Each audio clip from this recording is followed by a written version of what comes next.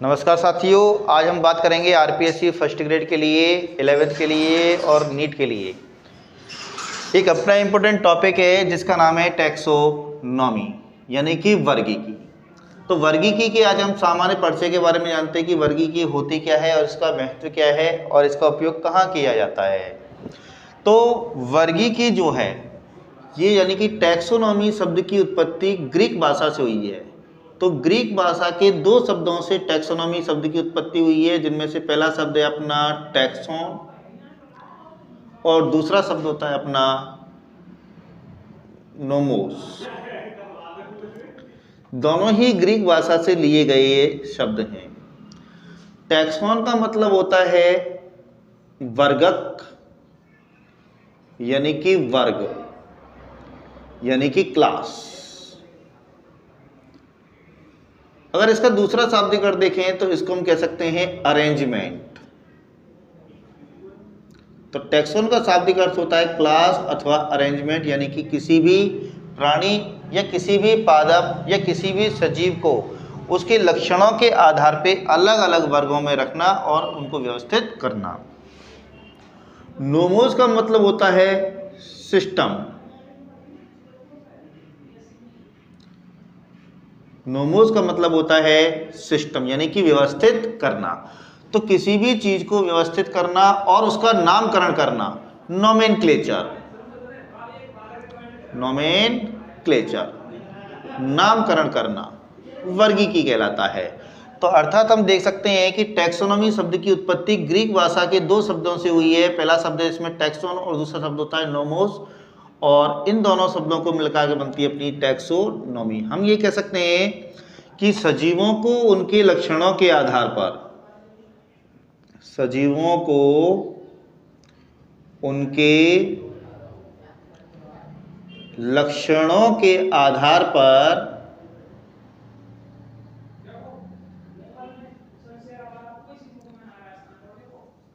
अलग अलग वर्गों में व्यवस्थित करना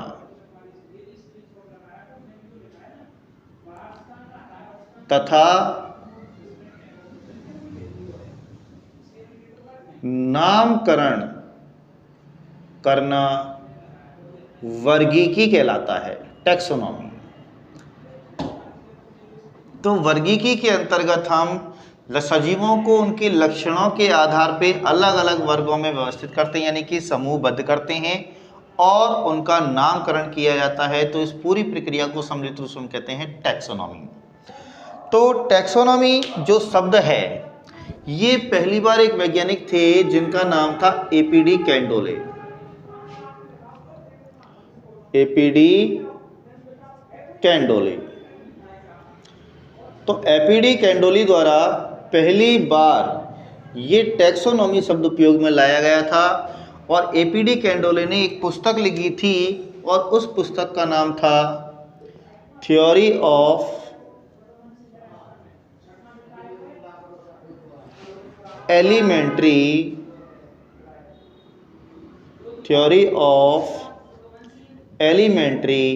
बॉटनी। तो थ्योरी ऑफ एलिमेंट्री बुक यानी कि थिएटरी एलिमेंट्री डी ला बॉटनिका में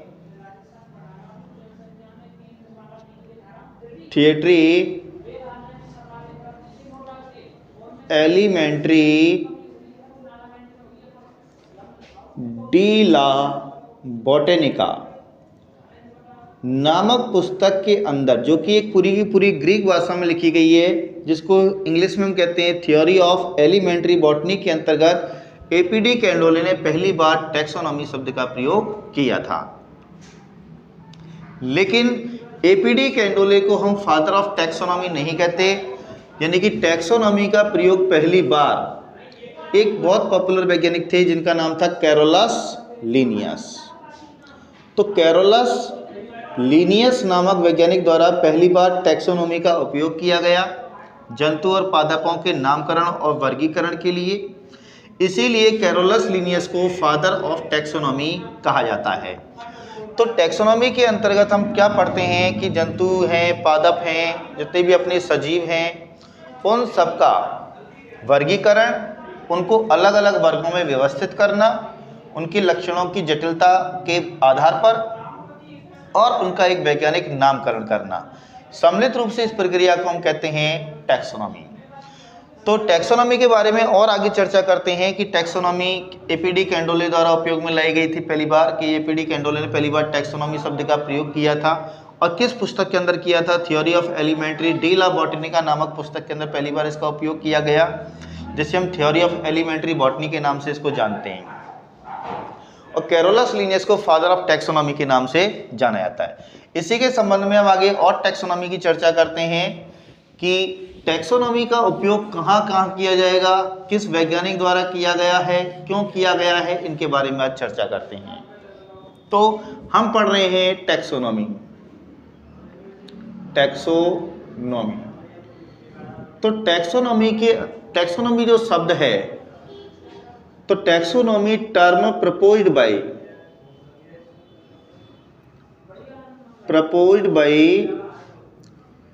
एपीडी कैंडोले।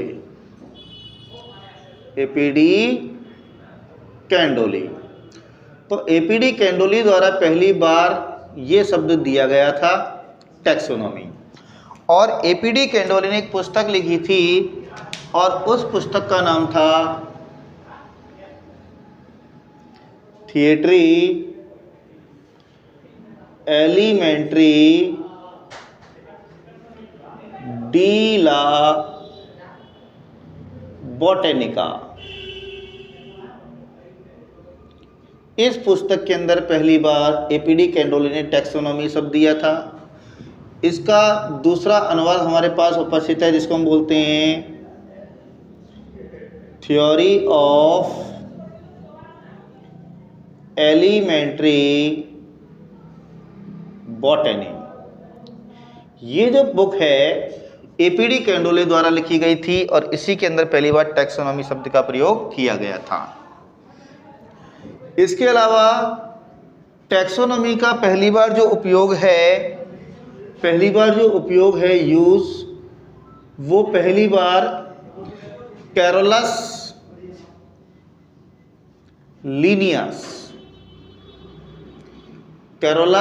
लीनियस नामक वैज्ञानिक द्वारा किया गया है। और कैरोलस लीनियस का जो वास्तविक नाम है वो है कार्ल वॉन लिने। तो कार्ल वॉन लिने, जिन्हें कैरोलस लीनियस के नाम से भी जाना जाता है, इन्होंने पहली बार टैक्सोनॉमी का उपयोग किया था। इसीलिए कैरोलस लीनियस को फादर ऑफ टैक्सोनॉमी कहा जाता है। फादर ऑफ टैक्सोनॉमी, जो कि कई सारे बड़े बड़े कंपटीशन एग्जाम से रिलेटेड क्वेश्चन यहाँ से पूछे जाते हैं कि who is the father of taxonomy, कि फादर ऑफ टैक्सोनॉमी कौन है आपके। कैरोलस लीनियस है। कभी कभी ये पेपर में कार्ल वॉन लिने के नाम से भी आता है, जो कि इनका एक्चुअल में नेम था कार्ल वॉन लिने। लेकिन दुनाम पर ये जो नाम कैरोलस लीनियस होने के पीछे कारण क्या था कि जब इन्होंने जंतु और पादपों के संबंध में टैक्सोनॉमी का पहली बार उपयोग किया था, तो नामकरण पद्धति जो है, द्विनाम पद्धति जो है, वो कैरोलस लीनियस द्वारा दी गई थी, जिसमें किसी भी सजीव का पहला नाम उसका वंश यानी कि जीनस हुआ करता था और दूसरा नाम होता है जाति यानी कि स्पीसीज होती है। तो वंश तथा जाति को मिलाकर के इन्होंने द्विनाम पद्धति प्रस्तुत की थी। तो इन्होंने अपना नाम भी द्विनाम पद्धति के अनुसार कर लिया था।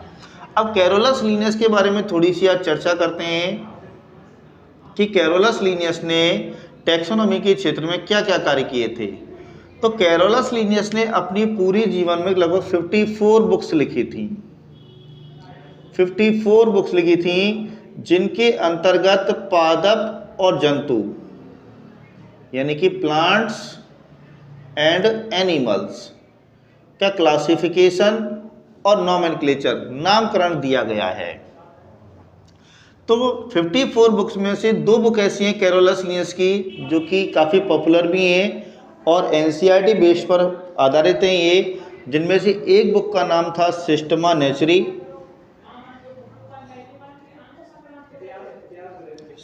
नेचुरी और दूसरी जो पुस्तक थी वो थी अपनी स्पीसीज